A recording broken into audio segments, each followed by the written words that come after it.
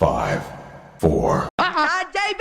నిరంతరం మీ చైల్డ్‌హుడ్ డేస్‌లో స్కూల్స్ నుండి ఇంటికి రాగానే ఖచ్చితంగా టీవీ ఆన్ చేసి, బ్యాగ్‌ని ఓ మూలన పడేసి, మీ ఫేవరెట్ కార్టూన్‌ని పెట్టుకొని, స్నాక్స్ తింటూ ఎంజాయ్ చేస్తూ మీ చైల్డ్‌హుడ్ డేస్‌ని గడుపుంటారు కదా! నిజానికి ఆ రోజులను తలుచుకుంటే ఇప్పటికీ ఎంతోమంది వాళ్ళ చైల్డ్‌హుడ్ డేస్‌ని మిస్ అవుతూ ఉంటారు. అసలు నాకైతే బెన్ 10 అండ్ మిస్టర్ బీన్ అంటే చాలా ఇష్టం. అలాగే మీకు ఏ కార్టూన్ అంటే ఇష్టమో కూడా కింద కామెంట్ బాక్స్‌లో చెప్పేయండి. Okay. Coming to the point. జనరల్‌గా మీరు కార్టూన్స్‌ని ఎందుకు చూస్తారు అని అడిగితే మీరేమని సమాధానం ఇస్తారు? Like a wild guess, entertainment కోసం, ఇంకా టైమ్ పాస్ కోసం. అంతేగా? అలాగే మీరు కార్టూన్స్‌ని ఇంకా యానిమేటెడ్ షోస్‌ని క్రియేట్ చేసే వాళ్ళని కూడా ఈ ప్రశ్న అడిగితే వాళ్ళేమని సమాధానం ఇస్తారు? I think passion and revenue. కానీ ఒక యానిమేటెడ్ సీరీస్ ఉంది. అది 1989లో స్టార్ట్ అయ్యి ఇప్పటి వరకు 36 సీజన్స్, 768 ఎపిసోడ్స్‌తో అమెరికాలోనే లాంగెస్ట్ యానిమేటెడ్ సీరీస్‌గా నిలిచింది. మనం ఈ వీడియోలో ఆ యానిమేటెడ్ సీరీస్ గురించే మాట్లాడుకోబోతున్నాం.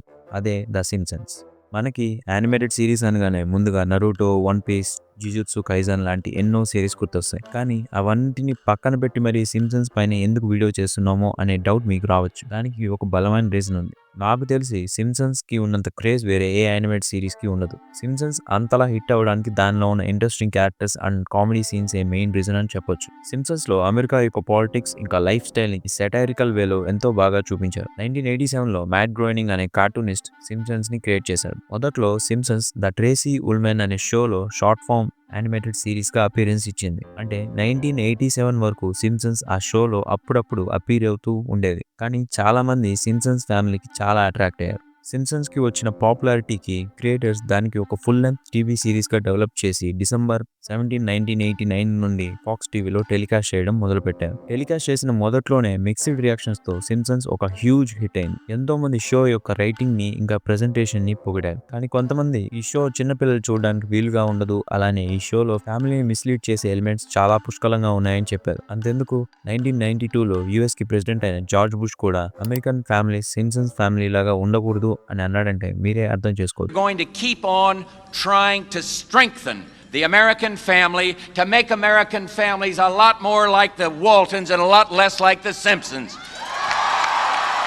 షో ఎంతలా రీసౌండ్ ఇచ్చిందో. అంతేకాకుండా సింప్సన్స్‌కి సంబంధించిన టీ షర్ట్స్, టాయ్స్ లాంటి వస్తువులు బాగా సెల్ అవ్వడంతో కూడా మంచి పాపులారిటీ వచ్చింది. ముఖ్యంగా బార్ట్ సింప్సన్ అనే క్యారెక్టర్ యొక్క యాటిట్యూడ్ అండ్ ఇంకా బిహేవియర్ తాలూకు ఇన్‌ఫ్లుయెన్స్ స్కూల్‌కి వెళ్ళే పిల్లల పైన చాలా ఉండేది. అసలు సింప్సన్స్ అంత బాగా ఫేమస్ అవ్వడానికి ఇంకొక ప్రత్యేకమైన విషయం ఉంది. అదేంటంటే ఆ సిరీస్‌లో కొన్ని ఎపిసోడ్స్ మన ఫ్యూచర్‌ని ప్రిడిక్ట్ చేసే విధంగా ఉంటాయి. అంటే కొన్ని ఎపిసోడ్స్‌లో కొన్ని ఇన్సిడెంట్స్‌ని టీజ్ చేయడం, అలానే చూపించడం చేస్తారు. ఆ ఇన్సిడెంట్స్ వాళ్ళ స్టోరీకి మ్యాచ్ అయ్యేలానే ఉంటుంది. కట్ చేస్తే కొన్ని ఇయర్స్ తర్వాత సేమ్ అలానే జరగడం, అలానే రిపీట్ అవ్వడం జరిగాయి. వినడానికి కొంచెం వియర్డ్‌గా ఉన్నా ఇది నిజం. జనరల్‌గా ప్రిడిక్షన్స్ అందరూ చేస్తారు. కానీ సింప్సన్స్ ప్రిడిక్షన్‌లో ఉన్న అక్యురసీ అంతా ఇంతా కాదు. సింప్సన్స్ ప్రిడిక్ట్ చేసిన ఎన్నో విషయాలు నిజమయ్యాయి. వాటి గురించి ఇంకా డీటెయిల్‌గా తెలుసుకుందాం. So welcome to the another episode of cult.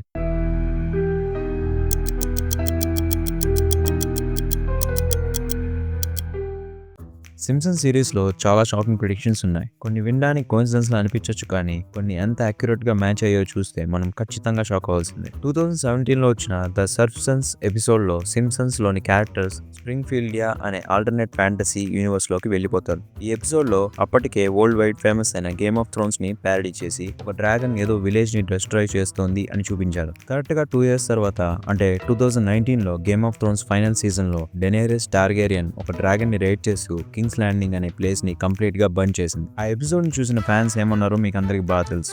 Exact గా సింప్సన్స్ లో చూపించిన విధంగానే ఆ ఎపిసోడ్ లో కూడా జరిగింది. ఈ కోఇన్సిడెన్స్ కూడా సింప్సన్స్ ప్రిడిక్షన్స్ లిస్ట్ లో షాకింగ్ ఎగ్జాంపుల్ గా నిలిచింది. అంతేకాదు జర్మనీ 2014లో ఫేమస్ లీగ్ అయిన ఫీఫాలో గెలిచినట్టు చూపించారు. అండ్ అది నిజంగానే జరిగింది. ఆ ఎపిసోడ్ లో చూపించిన విధంగానే 2014లో జర్మన్ ఫీఫాలో విన్ అయింది. ఇంకో ఇంట్రెస్టింగ్ థింగ్ ఏంటంటే సింప్సన్స్ ప్రిడిక్ట్ చేసిన వాటిల్లో కొన్ని మన ఇండియాలో కూడా నిజమయ్యాయి. అవేంటో ఇప్పుడు చూద్దాం. 2007లో వచ్చిన ఒక ఎపిసోడ్ లో సింప్సన్స్ లో cashless transactions, QR code scanning, UPI like digital payments ఇండియాలో వస్తాయని చూపించారు. 2016 డిమానిటైజేషన్ తర్వాత ఈ ప్రిడిక్షన్ కూడా నిజమైంది. మనందరికీ ఎంతో ఇష్టమైన 2011 క్రికెట్ వరల్డ్ కప్ ముందు ద సింప్సన్స్ లో ఒక సీన్ లో ఇండియా కప్ గెలుస్తుందని స్మాల్ రిఫరెన్స్ ఇచ్చారు. కట్ చేస్తే 2011లో ఎంఎస్ ధోని 6 కొట్టడంతో ఇండియా వరల్డ్ కప్ గెలిచింది. ఇప్పటి వరకు మీరు విన్న ప్రిడిక్షన్స్ కొంచెం లక్ ఇంకా కోఇన్సిడెన్స్ లాంటివి అని అనిపించవచ్చు. కానీ 1998లో హోమర్ సింప్సన్ అనే ఒక క్యారెక్టర్ బ్లాక్ బోర్డ్ మీద ఒక కాంప్లెక్స్ మ్యాథ్ ఈక్వేషన్ రాయడం చూపించారు.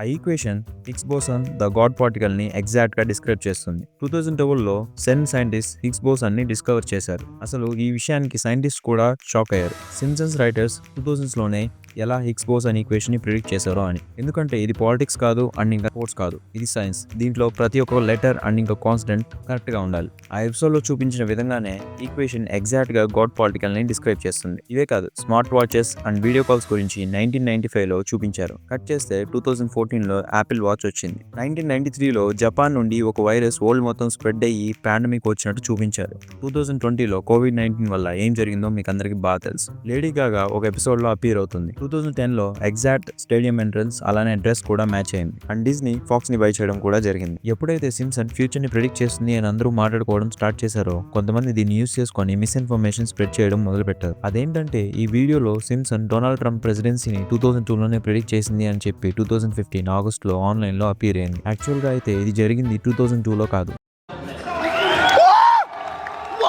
డొనాల్డ్ ట్రంప్ తన ప్రెసిడెన్షియల్ రన్ అనౌన్స్ చేసిన తర్వాత ఈ ఎపిసోడ్ ఎయిర్ అయింది. అలాగే రీసెంట్ టైమ్స్ లో ఇంటర్నెట్ బ్లాక్అవుట్ అవుతుంది అని చెప్పారు, కానీ అది కూడా ఫేక్. యాక్చువల్ గా there is a concept call predictive programming. Predictive programming అనేది ఒక థియరీ. దీని ప్రకారం మూవీస్ అండ్ ఇంకా టీవీ షోస్, బుక్స్, న్యూస్ వంటి మీడియంస్ ద్వారా ఫ్యూచర్ లో జరగబోయే ఇన్సిడెంట్స్ కోసం పీపుల్ ని సబ్ కాన్షియస్ గా ప్రిపేర్ చేయడానికి ఉపయోగిస్తారు. ఈ థియరీ ప్రకారం ఫిక్షన్ లో కొన్ని థీమ్స్ లేదా సిచ్యువేషన్స్ ని ప్రదర్శించడం వల్ల అవే రియల్ వరల్డ్ లో జరిగితే ప్రజలు వాటిని ఈజీగా యాక్సెప్ట్ చేయగలరని భావించేవారు. ఇది సిమ్సన్ లో ఇంకా బాగా వర్కౌట్ అయింది. సో మేము చెప్పాలనుకుంటుంది ఏంటంటే సిమ్సన్ ప్రిడిక్షన్స్ అనేవి ఏదైనా మైండ్ బ్లోయింగ్ కోఇన్సిడెన్స్ అన్న అవ్వాలి, లేక మన అండర్స్టాండింగ్ బియాండ్ గా అన్న ఉండాలి. రైటర్స్ కి ఎక్స్ట్రార్డినరీ అబ్జర్వేషన్ స్కిల్స్ ఉన్నాయని చెప్పొచ్చు, కానీ మనం కొంచెం డిఫరెంట్ యాంగిల్ లో కూడా ఆలోచించాలి. కాన్స్పిరసీ థియరీస్ ప్రకారం కొంతమంది సిమ్సన్స్ తాలూకు రైటర్స్ ఫ్యూచర్ ని చూశారు అని చెప్తారు, లేదా సీక్రెట్ సోర్సెస్ నుంచి ఇన్ఫర్మేషన్ వస్తుందా అనే డౌట్స్ కూడా మనకు వస్తాయి. బట్ ప్రూఫ్స్ మాత్రం ఎక్కడ కరెక్ట్ గా లేవు. But one thing is clear, Simpson's satirical గా రాసిన విషయాలన్నీ నిజమవుతున్నాయి. దీనివల్ల ఈ వరల్డ్ ఎప్పటికప్పుడు షాక్ అవుతూనే వస్తుంది.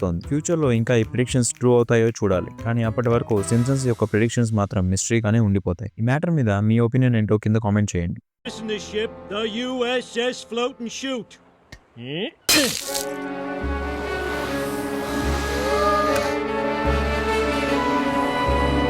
Ay caramba, ay caramba.